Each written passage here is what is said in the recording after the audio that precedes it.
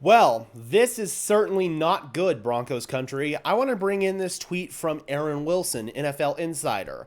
Broncos wide receiver Josh Reynolds underwent minor finger surgery and after a successful procedure is expected to miss at least one game and likely a few more as he works to return potentially later this month. That's not good at all. Anytime you have a wide receiver suffer an injury to his hand, that's a problem, obviously. But it was clearly an issue that was big enough that he had to go under the knife. I don't know if this was a ligament issue or a fracture. The Broncos are very quiet about injuries, so we're probably not going to hear exactly what the injury was.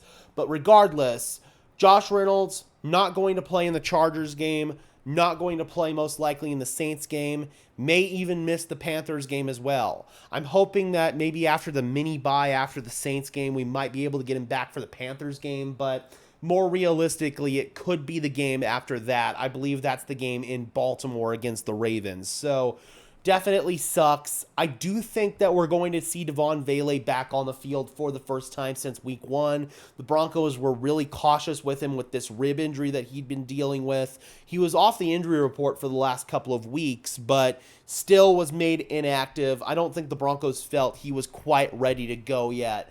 It wasn't a situation where they were just demoting him to make him a healthy scratch. They just felt like he wasn't quite up to speed yet in terms of either his health or the game plan. But I do think we're going to see Devon Vele back out there. And another guy who I anticipate is going to step up in the absence of Josh Reynolds is newly signed A.T. Perry. This pretty much explains why the Broncos went out and got A.T. Perry.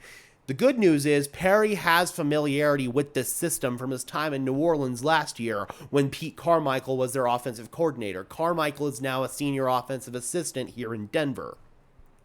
All of the terminology, I mean, some of it might be different, but most of it A.T. Perry should be familiar with.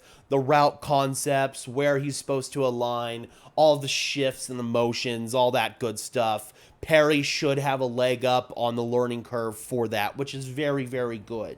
I think that Perry's got a chance to really see the field in this game and also against his former team the following week, because right now Perry is probably the guy who closely mimics Josh Reynolds' game. I think that Devon Vele is more of a Tim Patrick type player, whereas you have A.T. Perry and Josh Reynolds, who are more like bigger-bodied, lanky receivers who can make those contested catches, but are also predicated on their speed. That's a big element of their game. So I think that you look at A.T. Perry again as more of this Josh Reynolds type player, and now he's going to step in and fill the Josh Reynolds role with him now out. But also look at Devon Vele to possibly get his first action in this game. Troy Franklin probably now means he's going to get demoted back to the inactive list on game days. Had a rough outing out there against the Raiders, so probably not going to see Troy Franklin for a while.